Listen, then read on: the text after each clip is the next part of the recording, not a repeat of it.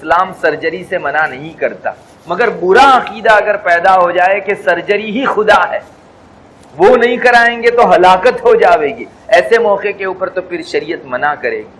جیسے کہ آج کل بعض انجیکشنوں کے متعلق لوگوں کو یہی ذہن میں ڈالا جا رہا ہے کہ یہ نہیں لگوایا تو مر جاؤ گے، اور یہ نہیں لگوایا تو تمہاری زندگی ختم ہو جائے گی۔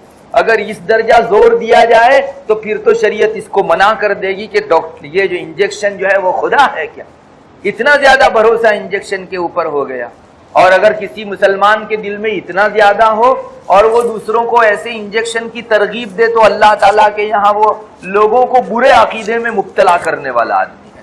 اس آدمی کے بول سے بھی لوگوں کو منع کیا جائے گا کہ سنو مت، اس لیے کہ اللہ سب کچھ کرتا ہے۔ انجیکشن سرجری کی حیثیت کیا ہے؟ یہ ایک سبب سے زیادہ کوئی حیثیت نہیں رکھتی۔ اللہ کے رسول نے کسی زمانے میں سرجری کو منع کر دیا تھا اس وجہ سے کہ اس سے عقیدہ خراب ہو رہا تھا۔